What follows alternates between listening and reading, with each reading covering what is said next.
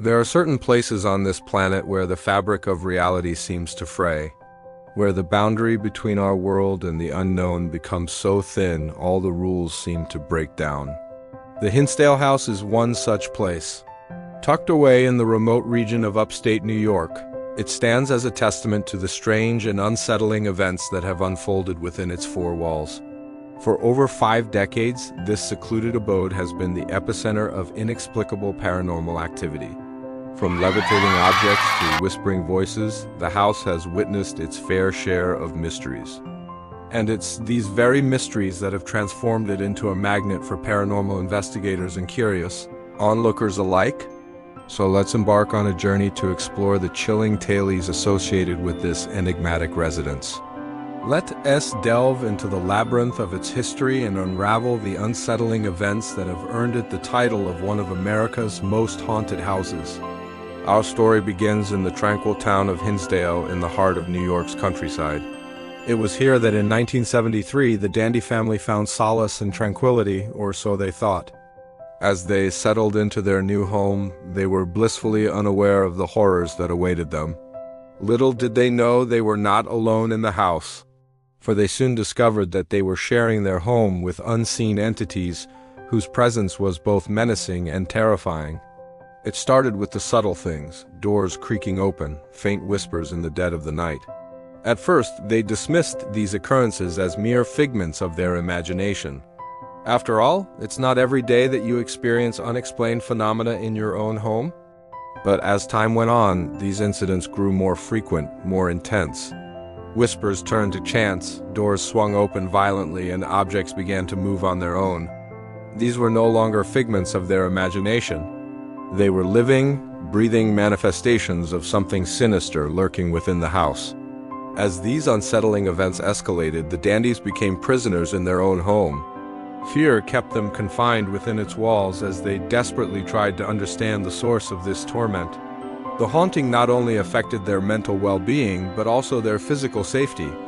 Objects were flung around the room as if propelled by an invisible force. Furniture overturned, dishes shattered. And then came the levitation incident, an event so spine-chilling it left an indelible mark on Clara's psyche. She was simply thrown across the room as if she weighed nothing. No logical explanation could be offered for these disturbances. The Dandies were trapped in a horrifying game of hide and seek with an unseen entity that held their lives in its ghostly grip. Desperate for answers, they reached out to the local police, but their pleas for help fell on deaf ears. The officers dismissed their accounts of the paranormal activity as the product of a stressed-out mind, unable to cope with the isolation of their rural surroundings. Ignored and disillusioned, the family was forced to confront their fears alone, left to navigate the labyrinth of the supernatural on their own. In their darkest hour, they turned to the church, seeking solace. They called upon Father Alphonsus Trabold, a respected local clergyman known for his unwavering faith and courage. When he heard their harrowing tale, he didn't hesitate. He assembled a team of psychic researchers, and together they descended upon the troubled house. Upon arriving at the house, the team was met with an eerie silence, a stark contrast to the chaotic events that had been reported. The oppressive atmosphere hung heavy in the air, creating a sense of foreboding that chilled them to the bone. As they stepped across the threshold, they were immediately aware that they were entering a realm beyond the ordinary. The priest and his companions conducted a thorough investigation, combing through every room, every crevice, searching for any sign of the supernatural. They used various tools and techniques to try and communicate with the spirits that were said to inhabit the house. And what they uncovered was nothing short of shocking. Their findings revealed the presence of not just one but multiple spirits, each with their own story, their own pain, their own unfinished business. Some of these entities were benign. Their presence felt more as a gentle nudge than a malevolent force. Others, however, were deeply disturbed, their energy heavy with despair and anger. The team even detected traces of ancient rituals that had once taken place on the very land where the house stood. It was as though the soil itself was saturated with the remnants of forgotten ceremonies.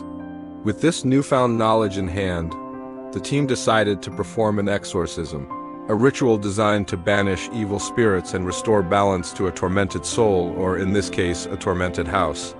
The ceremony was a solemn affair, filled with prayer, incantations, and the use of holy relics. The priest, armed with his faith and a sprinkling of holy water, confronted the evil head-on.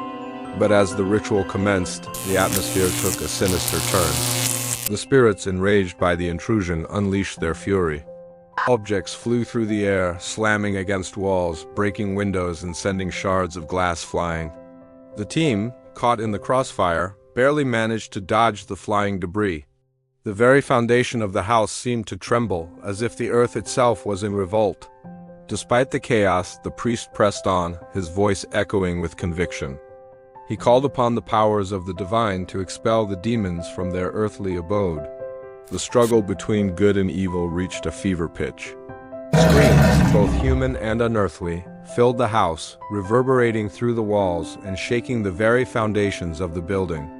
It was a battle for the soul of the house, a struggle that would determine whether the light or the darkness would prevail. But ultimately, the exorcism was unsuccessful. The spirits refused to be banished, choosing instead to entrench themselves deeper within the house. The priest and his team, exhausted and shaken, were forced to retreat. The haunting continued unabated, if anything, growing more intense. As news of the failed exorcism spread, rumors swirled. Some whispered that the priest wasn't truly blessed, questioning his ability to combat the forces of the dark. Others claimed that the house was simply too powerful, the evil too deeply rooted to be dislodged by any mere religious rite. The mystery deepened, the fear intensified. Driven to their wits' end, the Dandy family made the agonizing decision to abandon their home. They fled, leaving behind their possessions, their memories, their lives. They wanted nothing more than to escape the clutches of the haunted house. The Dandys sold the home, hoping to sever their ties with the haunting once and for all. But the house had other plans. Over the years, a steady stream of new owners moved in, each hoping to lay their ghosts and breathe new life into the decaying structure. But none stayed for long. Each succumbed to the relentless haunting, forced to flee for their sanity, their minds unable to comprehend the horrors that lurked within the house's shadowy corners. The house stood abandoned, a monument to fear and despair. Its windows boarded up, its paint peeling, its silhouette a haunting specter against the fading light. The legend of the Hill House continued to grow, drawing in the curious and the brave, those seeking a glimpse into the abyss of the unknown. Today, the house is preserved as a testament to the unexplained. It remains one of America's most haunted houses, a place where the veil between the living and the dead is so thin it's almost transparent.